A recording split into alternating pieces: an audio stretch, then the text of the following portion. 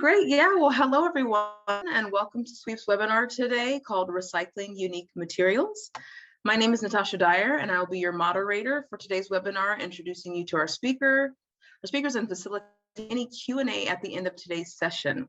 I'm joining you today from the city of Atlanta, where I work on zero waste initiatives as part of the city's climate action plans and a lot of our food waste diversion goals. And we're just very excited to learn more about SWEEP too. I'm personally very excited about SWEEP and what they can offer any kind of municipality to work on their zero waste goals. As you sit through the presentations today, please feel free to introduce yourselves in the chat. And don't forget to use the Q&A button at the bottom of your screen throughout the session. So let's hop right in. As many of us know, hard to recycle materials require creativity and commitment on any municipality's road to zero waste. So today you'll be hearing from one of the field's greatest, Leonard Robinson, who has had a lot of experience doing just that, being very creative in solutions to recycling and sustainable materials management. Leonard currently serves as sustainability consultant to the Catholic Archdiocese of Atlanta, but he will also give you a glimpse into the days when he was serving as an appointee under former California governors Jerry Brown and Arnold Schwarzenegger, where he was developing cool and innovative programs to recycle items ranging from confiscated firearms to used oil filters. We'll also hear today from SWEEP president and founder Rob Watson on how SWEEP, which stands for Solid Waste Environmental Excellence Performance Standard, promotes the proper handling of materials by local governments and waste management companies to better get all of us on that road to zero waste. Rob is also an international leader in market transformation, being the creator of the LEED Green Building Certification. It's the most recognizable standard to getting buildings to being more green and net zero. And currently LEED is represented in over 170 countries. So after the presentations, if you find yourself interested in learning more about or participating in SWEEP as a pilot city, please reach out to them at info@sweepstandard.org, and I will drop that in the chat. I'll actually be pretty vocal in the chat, trying to get you guys familiarized with SWEEP and pointing you where you can go on the website to find more information. Also, we've got a contest as part of today's webinar where you can win a set of Recycle America. Recycle America is a fast-paced game that challenges you to become the top recycling broker in America. And so how we've been doing that actually is we're going to look at the attendee list after today's webinar, use a random number generator, and that person will then be selected and be chosen as the winner. Then we'll contact you via email and ask you how you'd like us to send that card pack off to you. So, okay, let's now get started with the program. We'll hand you over to Leonard Robinson.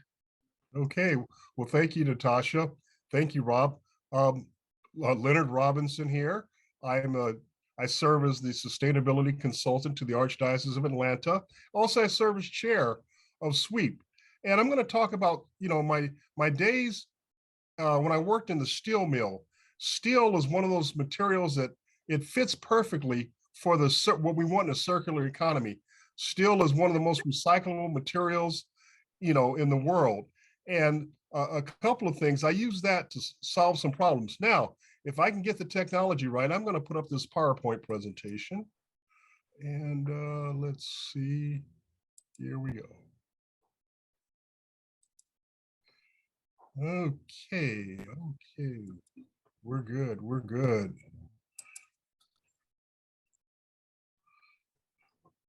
Okay. Anyway, it's called Programs to Recycle Unique Materials. It's interesting because you get a lot of material that it's a whole bunch of it, and what can you do with it? And so that's what I did. I actually was the environmental manager for Tamco Steel. It was the only steel mill in California. Matter of fact, I'm going to go a little bit of my background.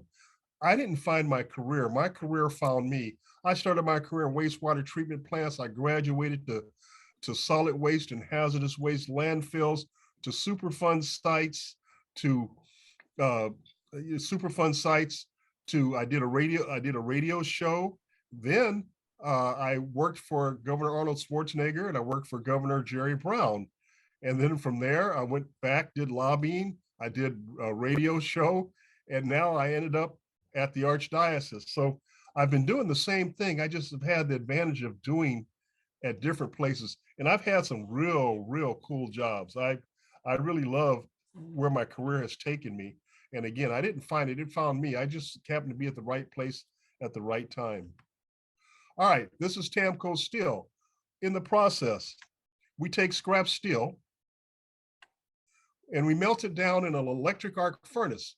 Most people think you're using iron ore. No, this is scrap steel. Half the steel in America is made in this process. You get an electric arc furnace and you put the steel in and you melt it down. And we made about 500,000 tons of steel per year. And this was our product. This is all we made. We made rebar.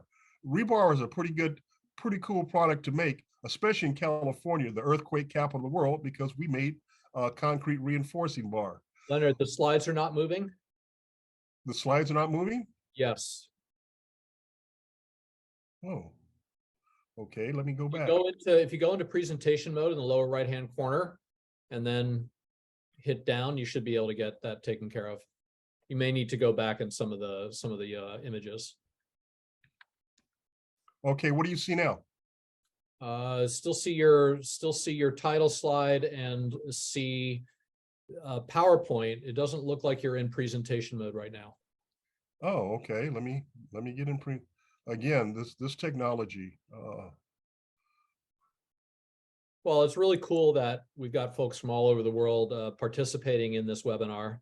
And okay, now what you need to do is to go up to there's a presentation mode that because right now we're seeing your screen. Mm-hmm. And it's just for you, really. Yeah. We can see the timer and all the other stuff. Can you exit? Can you go back to where you were? Just in the slideshow back. Okay, I'm in slideshow and I'm in presentation mode. And so from beginning, can you hit that from beginning all the way to the left? Yeah, just did.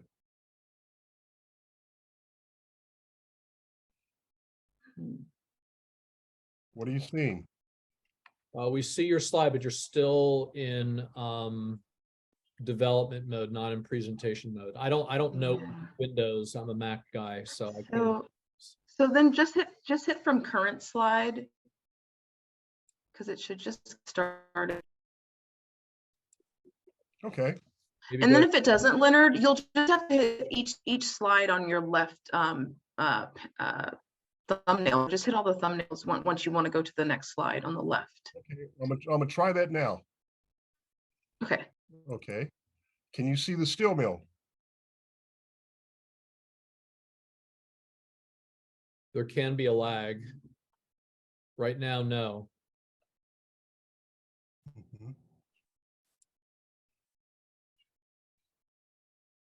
Mhm. How many monitors do you have? Just one or two? Two. Okay, so you may need to do what's called gathering the windows. Okay. Again, I don't know how to do that in Windows.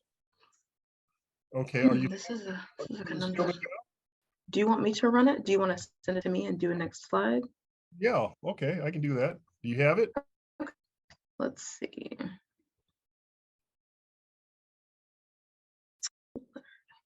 Okay, I think I have it here. Okay. Let me stop sharing. Okay. Okay, one sec.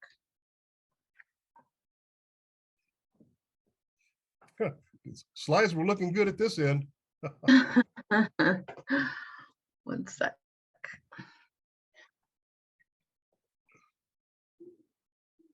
Okay, one sec. I'll be right there.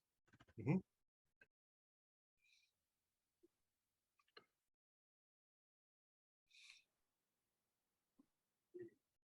Okay. Okay, Okay. so here. Go to the next slide. Okay. Okay, this is TAMCO steel. We take scrap metal. Next slide. Next slide. We melt it down in an electric arc furnace. Half of America's steel is made this way, and we make steel reinforcing bar. Again, pretty cool thing to make when you're in the earthquake capital of the world in California.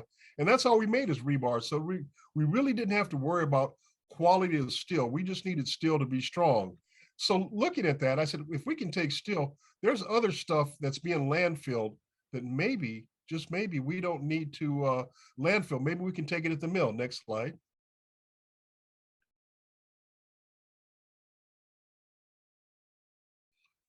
Okay, used oil filters. In the state of California, used oil filters and oil are state regulated waste, which means it's a hazardous waste. Well, we wanted to get our hands on that steel, but we didn't want the oil. Well, I had a counterpart who wanted to get the oil, but he didn't want the steel. So next slide, we met and we had a meeting.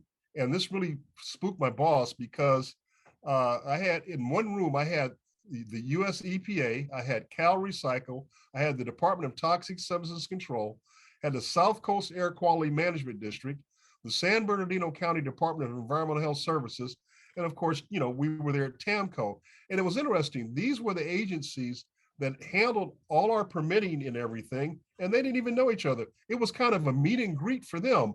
Now I'm thinking they must know each other, and I expected them to say, hey, you know, but no, they didn't know each other. So we had a dialogue. We said, how can we take used oil filters? So the guy from the Department of Toxic Substances Control, he gave that bureaucratic answer, which, you know, in state government, you never say no. You say get a permit, which is just as soon saying no. So I asked, what do we have to do? He said, well, get a permit. I said, no, I'm not going to get a TSD permit, which, you know, spend millions of dollars and resources to do something that's not our normal operation. So then somebody came with the idea, maybe an exemption can be made.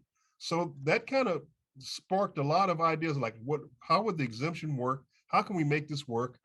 What do we need to do? So after putting our heads together and working with the state, our state and federal counterparts and local counterparts, this is what we came up with. Next slide.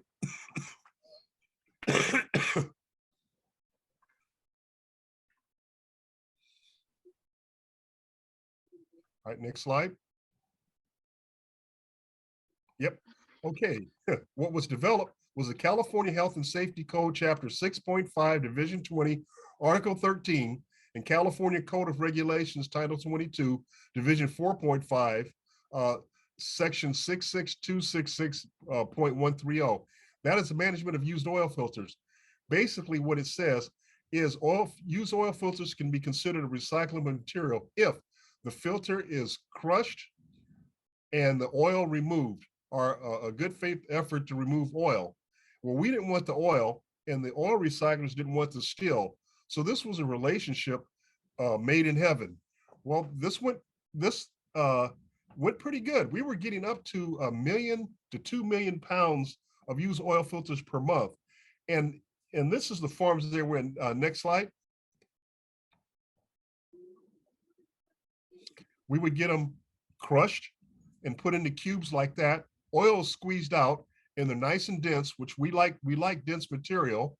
And yes, the filters did maybe contain rubber, maybe they contain a little bit of paper, but we're putting this in 3,000 degrees of molten steel. So those materials will be vaporized and turned into carbon, which goes into the steel. Next slide.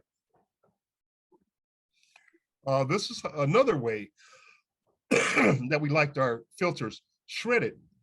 They'd be shredded, the paper removed, the rubber removed, and all the non-ferrous material removed, and we would take it like that. And if people would shred it, it actually had a value, and we would pay people to send us the used oil filters that are shredded. But what I liked about it is it solved a problem for the state of California. It gave us a source of free steel, and I'll talk about some of the advantages towards the end. But yeah, these filters, this kind of got us recognized because a lot of people say, oh, that's TAMCO. They make 500,000 tons of steel. Well, what I try to do is get our view to be, yes, we're TAMCO and we recycle 500,000 tons of steel. And again, steel is the best, absolute best example for the circular economy. And this is just one example of it. Well, later on, the filter manufacturers asked, what can we do for the filters that makes it more recyclable. I said, get the lead out, literally. Take the lead out, put more steel in it.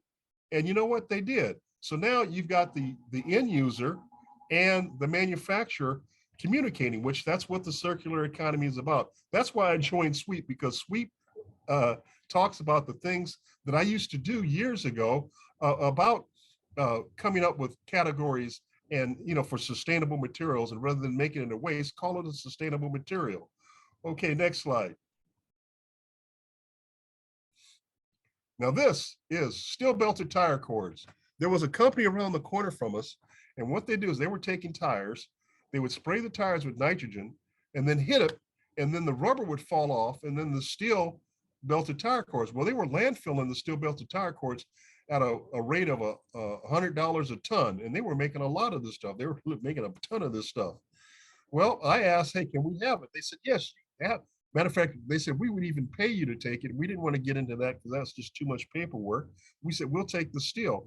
Well, the tire cord is made of a very high grade steel. And then, yes, it did have a little rubber on it. But then we got one of those unintended benefits. What I mean by unintended benefits is, what is rubber made out of? Rubber's made out of carbon. So when it went to the steel, the carbon was released. So what that did is we had to buy less carbon. We were buying carbon from one of the refineries, or $1 to $2 million per year. Once we started using steel belted tire cords with a little bit of rubber on it, we stopped buying the carbon. So that saved us $1 to $2 million a year. Again, one of those unintended benefits. We're looking at free steel, but the carbon in the rubber gave us, a benefit. It's kind of like adding hamburger helper on a steak, I think. But it really worked out for us. So we were taking like 1 million pounds of steel belted tire cords per month from the local people. Pretty soon, 4 or 5 different recycling companies started sending us not used oil filters. They started sending us steel belted tire cords. Next slide. Okay, and this is one of our more famous programs. I was at work one day and I was watching the news, and the sheriff's department had this program where people could bring in their they bring in their firearms, no questions asked, and they get concert tickets. Well, that program was just wildly successful, and they had more guns than they knew what to do with. So I contacted the sheriff's department. I said, why don't you send them here? They said, well, we've got a lot of them. I said, look, we melt 500,000 tons of steel per year. I think we can manage it. So they brought the guns over, and we started a program. We called it Project Isaiah. It's from that scripture, the Bible, that says they shall beat their swords into plowshares and spears into pruning hooks. Well, so we started taking guns first from the LA County Sheriff. Pretty soon, about 25 different law enforcement agencies were bringing their confiscated firearms, because they knew that once these things went into our process, there was no way there's no way the guns would escape. They were taking them to a shredder, and somehow mysteriously, a lot of the guns missed the shredding machine and they'd end up back in the street. Well, in this process, the only way the guns ended back on the street is as rebar. Now, one of the interesting stories is they were building the Lakers' new facility. It was called the Staples Center. I think it's called Crypto now. They're building a new facility, and we got the contract for the rebar.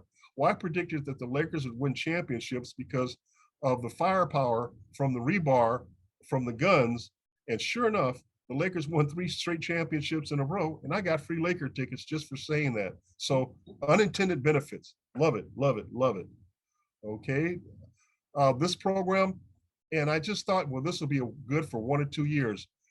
Until TAMCO is getting ready to close. Unfortunately, sadly, they're getting ready to close.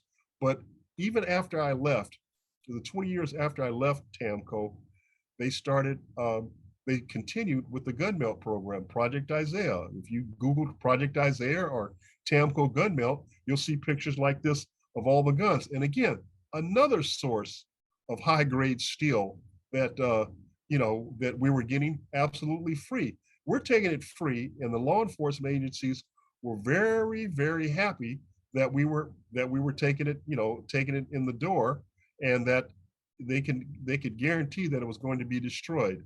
All right, next slide.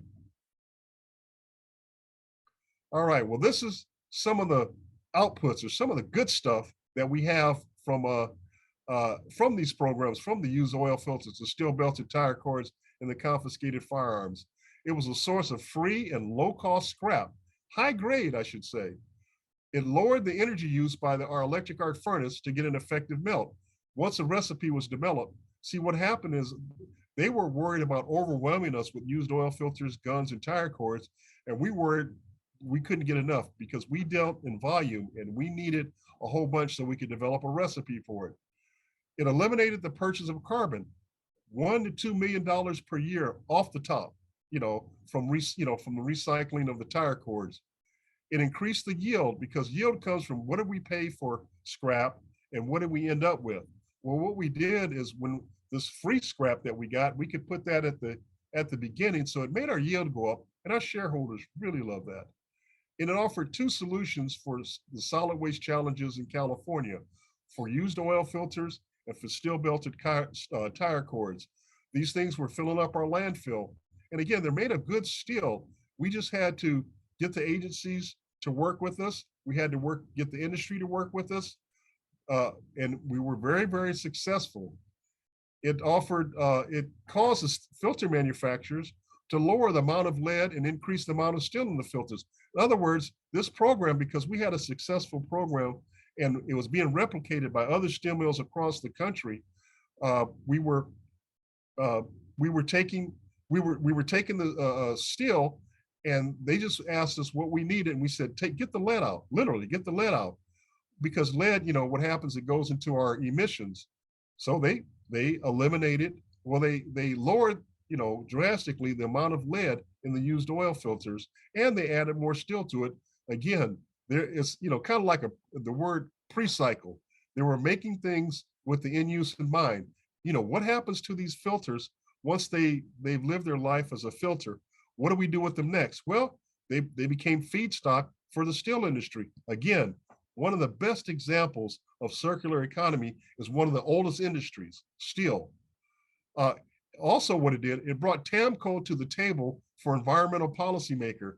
Now, whenever the state of California was getting ready to change their policy or do a policy, they would reach out to us, to the point where when Arnold Schwarzenegger became governor, he invited me to serve in his administration because he wanted innovation in his administration, because he wanted climate change, he wanted green chemistry, he wanted the hydrogen highway, which we weren't successful on, but we did get green chemistry and we did get the climate change policy. But he wanted that innovation. He loved the fact that we were, that not only were we recycling this material, but we're at the table helping the state, or at least being at the table, because if you're not at the table, you're going to be on the menu.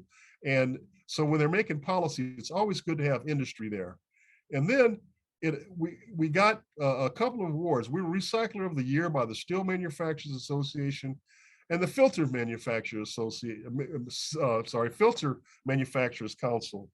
These were awards that we took very, very seriously. And we're just making steel, but then we decided we're going to do more than steel. We're going to make a difference. And I really think that this is a good example for how things should be made. Let's make things with the afterlife, instead of getting into that linear approach. Let's a little bit more circular. And again, a lot of lessons can be learned from the steel industry. So it worked out really, really good. I had a great time at TAMCO. We were taking crushed drums.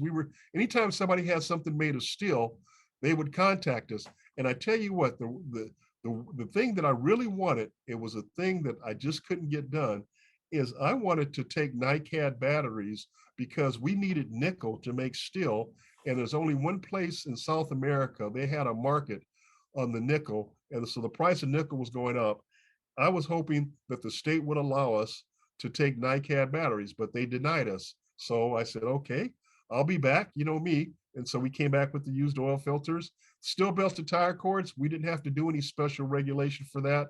And the confiscated firearms, it was more of a security thing. So again, the lessons learned here is that steel is one of your sustainable materials, but I think it can be replicated to a lot of other things. So if there's a large amount of something that's going to landfill, you have to look at it, because trust me, being in manufacturing, there's somebody that can always use it, but what that's going to cause, you're going to have to communicate with themselves, communicate with their state, local, and federal government, and as a team, and say, how can we solve this problem?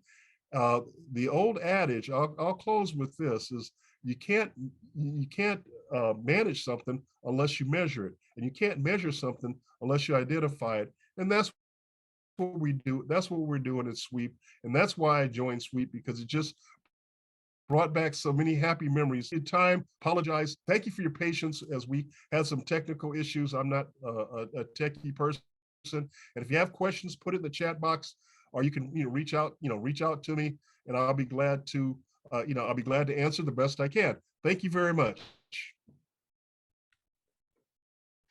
Great, thanks, Leonard. See if I can stop sharing now. Thanks for that great presentation, and showing us how you got programs in California to center around getting citizens out of that linear mindset and getting the state to go into more of a circular mindset. Truly innovative stuff. And just to chat with you all a little bit too, we do want to hear from you, but unfortunately our chat isn't working. So if you could make sure to put all of your comments and questions in the Q&A, that would help us quite a bit. And so thank you, and thanks for staying on. And so now we're going to move on to Rob Watson of SWEEP, who's going to let us know about the standard and the pilots that cities can move into if they're interested. Thanks so much, Leonard. That was a great presentation. Project Isaiah, I was working in Southern California at the time. The Southern California Gas Company was talking about how its gun rail, you might remember my colleague, John Picard, Yes. and he told me about this facility that he had worked on. And that was literally the most exciting green building material program I'd ever come across, and I was so excited when our fellow steering committee member and board member introduced us. To meet the genius behind and the brainchild of Project Isaiah was a huge honor for me. So I thank you so much for your lifetime of commitment to the environment, and we're really looking forward to having you help us make SWEEP the innovation leader that it can be. So thank you so much. So since we are talking about unique materials and innovation, I'm going to spend a few minutes running through just a quick overview of the SWEEP standard for those of you who aren't familiar with it, and then talk about the innovation section and some of the things that we call exploration credits. So our mission, as some of you may be familiar with, is to transform the materials management industry and to identify and reward sustainable best practices and leaders both in the local government sector as well as the private service provider sector. Following on what Leonard said, it is our firm belief that Peter Drucker was correct when he said you can't manage what you don't measure.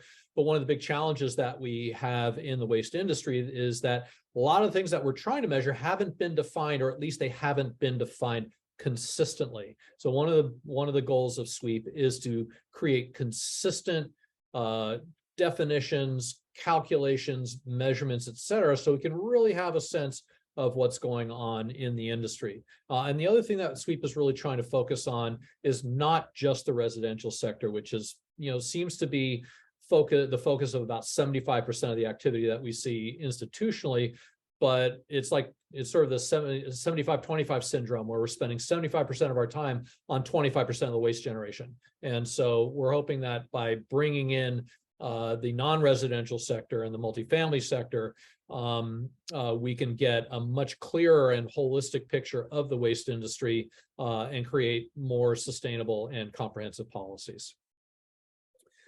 So what SWEEP works on is everything after the curbside, right? So we're looking at all of the infrastructure, we're looking at the policies, we're looking at data, we're looking at reporting, safety, efficient operations, cost management, and environmental best practices on all of the aspects of the waste management industry and the local government policies, et cetera, that support them. What we do is we complement TRUE by which handles everything up to the curbside.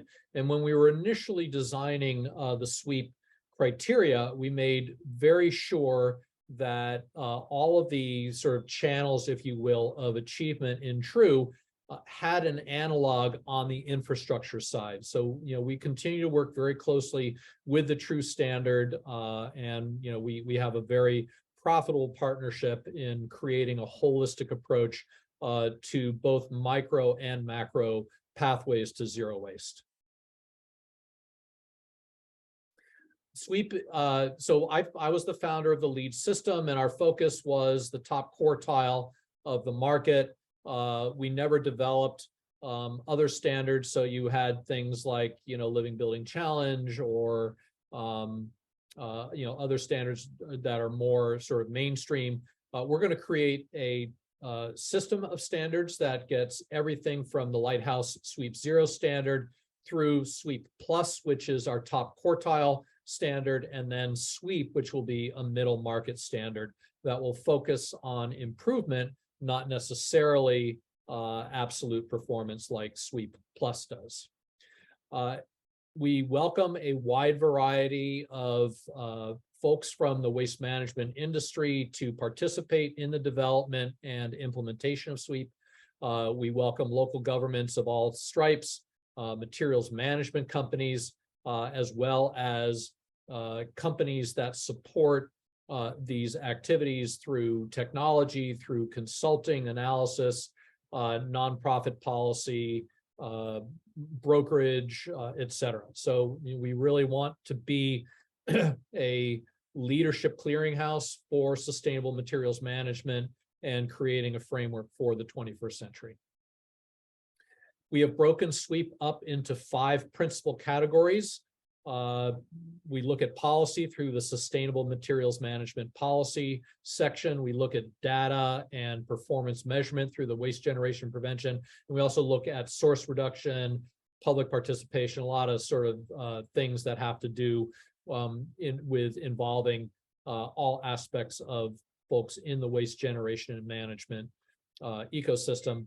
Then we start getting into the instrumentalities of the waste system, where we look at collection and recovery and disposal. And I just want to make it clear that nobody gets any points for throwing things away, but we do have a small set aside for if you are managing your disposal facilities properly, reducing methane, utilizing it properly, eliminating stormwater runoff, cleaning up litter around your facility, avoiding litter, reducing idling while waiting to get onto the landfill face or into the transfer station, et cetera. So those are the kinds of things that Sweep looks at in the disposal area.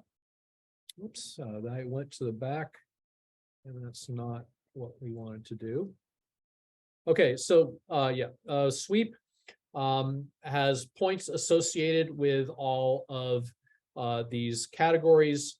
We also have prerequisites in the Sustainable Materials Management Policy section, the WGP, and the Post-Collection Recovery PCR sections. So once the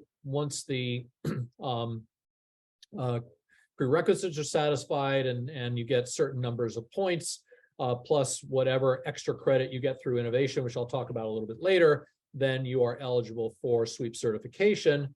And that, depending upon the number of points you get, you can be Sweep certified. 50 to 59, 60 to 69 is silver, 70 to 79 is gold, and platinum is 80 plus.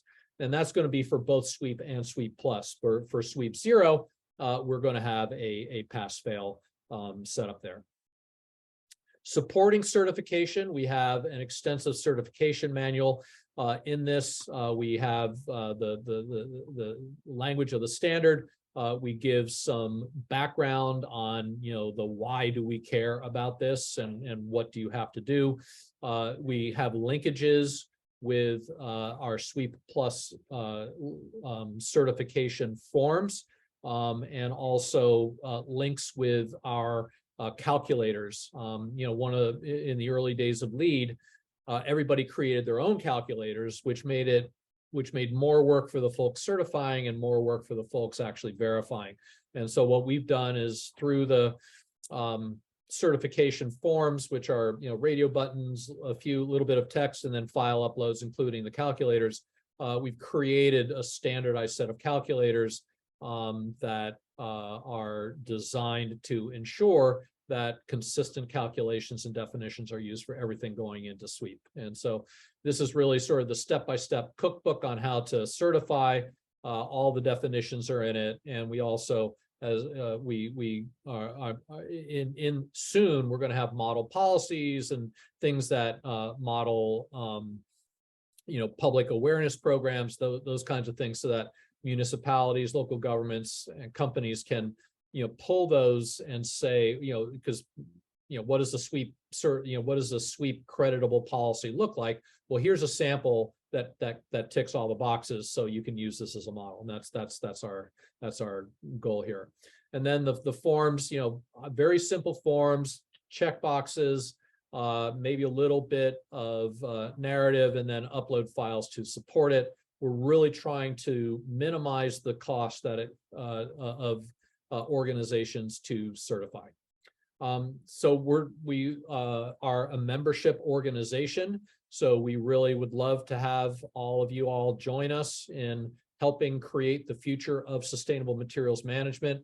Once you're a member, you have access to our committees and help look at the technical aspects, making sure that we've gotten things done properly. And then also we would love to get a couple more pilots going before we launch the system publicly. The purpose of the pilots. And sorry. So we have members all across the industry, private sector, nonprofits, universities, the Carton Council, other types of material associations, local governments all over the place, technology companies. So please join us, help us create a future for sustainable materials management. So membership benefits, we give discounts on SWEEP products and services. In the upcoming year, we'll be launching our training and accreditation program, certification. You also get a discount there. You can get up to 3 committees. We will highlight members in webinars, and we also earn a fair amount of free media, and we do a lot of showcasing of our programs and firms through industry publications, webinars, social media, etc. Our pilot goal is really to develop ground truth for SWEEP and further define and refine our certification tools and processes. The pilot's also a good way to spread awareness about SWEEP, and it gives us something concrete that we can begin developing the next generation of sustainable materials management professionals through the collaboration we have in developing the program and the tools with 2 or 3 universities right now that we've got projects with. So across the country, we have a variety of private sector, public sector partners. We were looking for diversity in size. We were looking for geographical diversity. We were looking for diversity in government and delivery types. So we're looking for folks that are doing sustainable materials management in a rural setting, in a suburban setting, and in an urban setting. So if you are interested in being a pilot or learning more about what it entails, please write us at info@sweepstandard.org, and we'll set up a webinar with you or a Zoom call, and we'll go through the standard. We'll walk you through the process and answer any questions you have.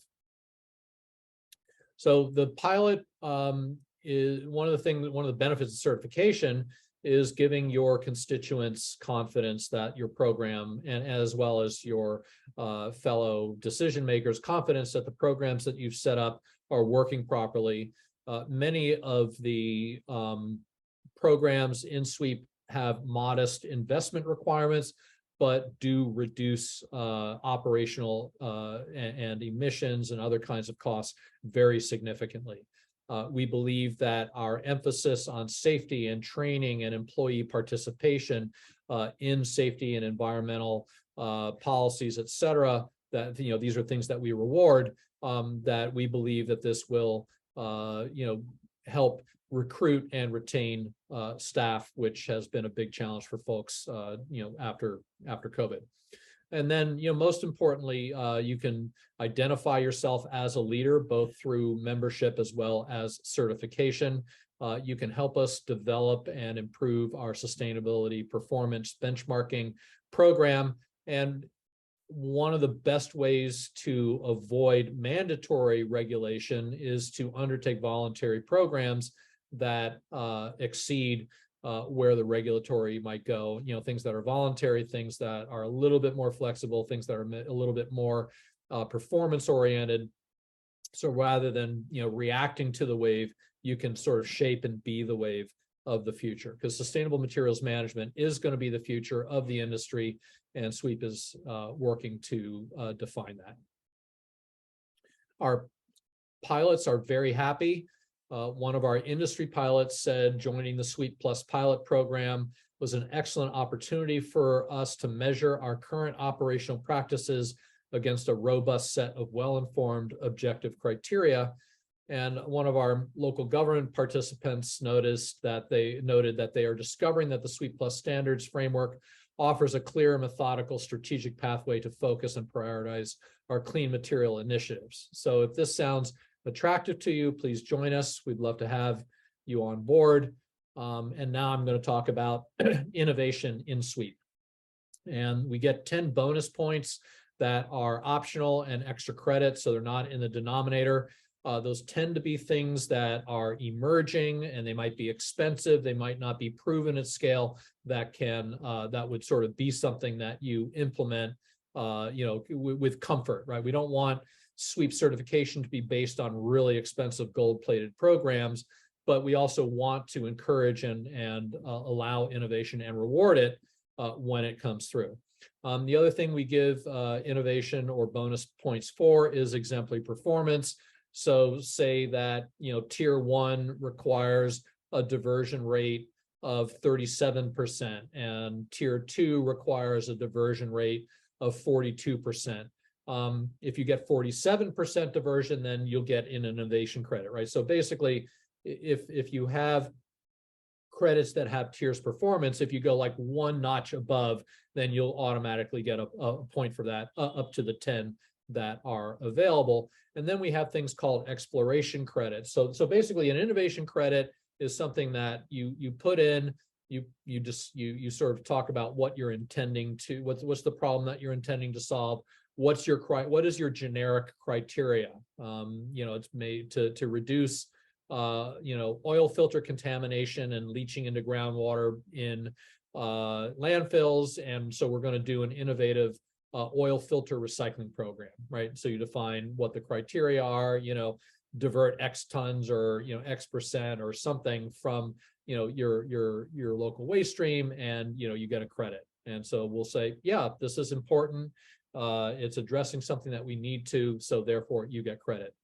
And then the exploration credits are innovation credits, but ones that are defined. So we have 5 exploration credits in SWEEP. The first one is implementing a collective bargaining agreement, which is worth 2 points. So that is for if you implement a collective bargaining agreement with workers, that makes you eligible for points. You're not required to have a union shop. You're not required to have a collective bargaining agreement, but if you do, it's something that you can get credit for. Similarly, we reward 2 points for the use of measured, verified, or certified data. So a lot of times, your program may only work off of averages or estimates or calculations, but we want to encourage folks to measure, verify, and certify their data. So if you can show us in any of the credits that you are submitting that you have gone through some sort of measurement, verification, or certification process, you will automatically get 2 points extra for that particular credit up to the 10-point limit. And then, one of the big things about SWEEP is looking sort of beyond the program into market development. So we have several credits that focus on market development, but one of the things that and so we basically have credits that if you have something that accepts your material and processes it into new products within 50 miles, you get a credit. If you have something within 500 miles, you get a point, and then you get a point if it's within 2,000 miles. So the closer in you get, the more credit you get, and this one's even closer. So within 20 miles, that's something you get credit for. Similarly, most programs for hazardous waste focus on residential, and so what we're looking for is folks to create programs and support them, looking at hazardous waste material in the non-residential sector, not industrial sector, but commercial and multifamily. And then looking at mining and reclaiming landfills. If you do certain things under Tier 1, mining, material recovery, toxic testing, etc., you get a credit. And if you change your landfill designs to facilitate future mining, protect them with stormwater management, and segregate organic and inorganic materials, or wet and dry organics, then those are also things that you can get credit for. So as you can tell, these are somewhat complicated, somewhat innovative, somewhat new. So the purpose of an exploration credit is sort of things that we are likely to put in the standard in the future, but then we'll want to get a little bit of a better handle on before we release it as part of the main system. So hopefully we can get you to go to the website, check out, we've got a whole bunch of great blog posts and reports. The standard is available for download. You can join.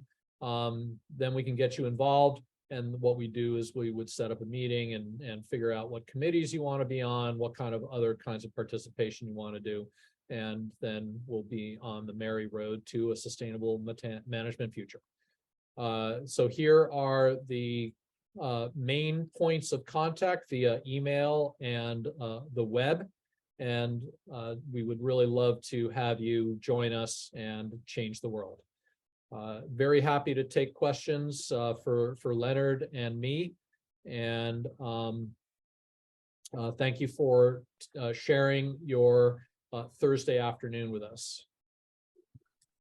Great. Yeah, thanks, Rob, for giving us that overview of SWEEP and how it envisions a world without waste. We do have some questions in the chat, and I can go ahead and ask them to you, and just want to share with everyone, go ahead and put those questions in the Q&A, and we'll get these questions answered. But one is asking, does SWEEP have, or is it developing policies related to chemical recycling? Yes, that's an excellent question. And the short answer is that we will have policies around that and credits associated with that. And we will probably bring those credits in through the innovation process. This is our channel for doing things this way. So, for example, in the SWEEP standard, we will probably give much broader credit for advanced recycling. And even if you were to, chemically decompose something and use that decomposition as fuel, you would probably get a little bit of credit for that under SWEEP.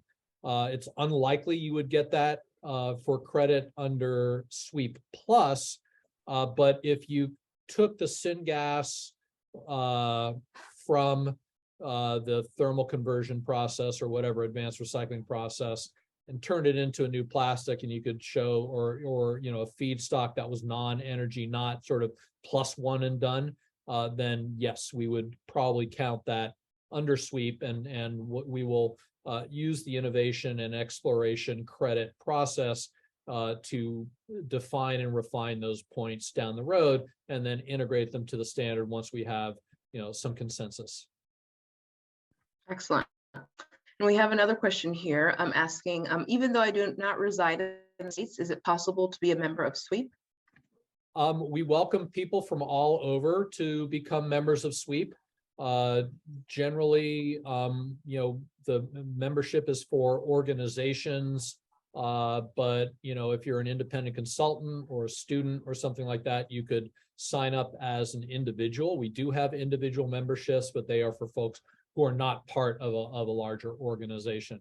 Eventually, something like SWEEP will be released internationally, but this is very much focused on the type of infrastructure you find in North America, and it may not be applicable in many parts of the world. So we want to make sure that we understand better the type of system into which SWEEP is going to be mapped in order to develop it effectively.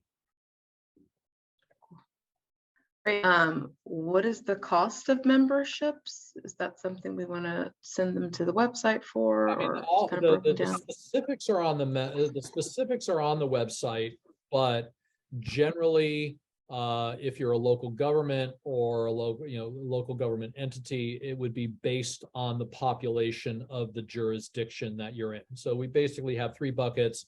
We have small local governments, medium local governments, and large local governments.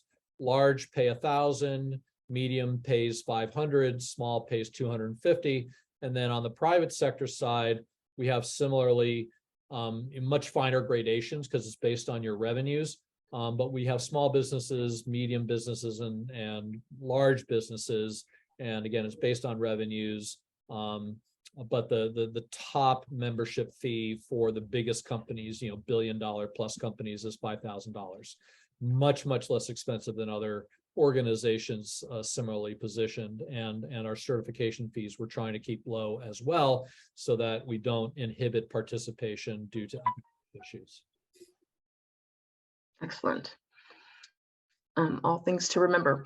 So also there's a question here that says, are there any credits specific to carbon removal in general for biocarbon removal, storage, and biochar? Yeah. We tend not to credit specific technologies in SWEEP, but if you can demonstrate that your technology is an effective way of processing a certain type of material, and that contributes to a diversion rate, or it contributes to a reduction in the per capita disposal of materials, then we have credits in SWEEP that would address that. Now, if there's something specific to biochar or carbon sequestration, or you can demonstrate that there's something sort of specific and extra that is attached to your approach that's not covered elsewhere in the standard, then that's where, again, the innovation credit would come in. And if it looks like this is big enough and important enough and sort of broadly applicable enough, we certainly would consider bringing it into the broader SWEEP standard over time. Gotcha. Okay, and here we have a question that says they are a local government. We have a recycling program, some composting, and operate a transfer station. Can SWEEP help us integrate these programs and plan for future? That is SWEEP's sweet spot. I was gonna say, yeah, absolutely. Yeah, say that 10 times fast. Yeah. But the short answer is yes. Really what SWEEP is trying to do is provide a framework for what a sustainable materials management program does. And obviously, as a local government, when you execute that, there are going to be some things that you do yourselves, and there are going to be some things that you contract other folks to do. As a local government, you are, at least under the SWEEP context, responsible for everything generated in your jurisdiction. So one of the options, which could be either be an advantage or a challenge, is that you try and engage your service providers in doing it. The hook for the service provider is if they serve more than one jurisdiction, then if they get their activities certified, that certification rolls over onto some of their customer jurisdictions. So they could sell the ability to get sweep certification to some of their other jurisdictions, piggybacking on work that they've done already, and they don't have to redocument, rejustify. Those credits would basically automatically check off for the neighboring jurisdictions, which also would have responsibility for ensuring that their own programs meet. But we're trying to, that's sort of the reciprocity that we've tried to design into the standard. I'm really hoping we have some questions for Leonard. His work was so fascinating that if I don't see an audience question, I'm going to ask one. No, please ask away. So Leonard, you sort of came at it from the local, the manufacturer perspective. If I were a waste hauler or I were a local government, how would I go about engaging you aside from cloning you and trying to get you, distributed across the country? How would one of these entities approach somebody like a TAMCO to get that kind of innovative partnership going? Well, again, it gets to getting to know who your industries are. Until everybody met at the table, I had agencies that didn't even talk to one another. So it's just, it's just a matter of communication. And okay, tell me about your process. When people think of steel mill, they think of iron ore and they think of these blast furnace and all this pollution, and we're taking scrap and we're sitting right in the middle of a city, but nobody really knew. We were the best kept secret around. So it's really just to getting to know one another. I needed to find out what government could and couldn't do. When they talked about permits, I said, I'm not going to do that. Well, then they said, okay, we'll come up with a variance then. Okay, that now you're talking. So again, it's communication. And hopefully, through SWEEP, with the community engagement, with the pathways to participation, with, rewards for innovation, hopefully we can, this may seem crazy, but what we're really hoping is that we can get service providers and local governments to work closely together in a more collegial, cooperative, and sustainable fashion. One of the things that I've seen, I've only been in this industry for a few years, but there's still fairly adversarial relationship between service providers and the customers, kind of like utilities in the early day. But over time, the electric utilities became providers of energy efficiency and supported customers better rather than just sort of saying shut up and pay your bill. And hopefully we can get that kind of collaboration. We did a lot of this in LEED between tenants and landlords, or all the different service providers in a tenancy or construction and design situation. So that's why we want a broad group of people. And see, SWEEP could be that. SWEEP could act as that go-between, between industry and locals, federal and state government, kind of acting as a liaison, saying, okay, get to know one another, or be the keeper of the peace or whatever, or to get, the groups to change their perceptions of one another. Exactly. Do we have any more questions? Because we're getting towards the end of the hour. And again, thank you so much for sharing your holiday time with us.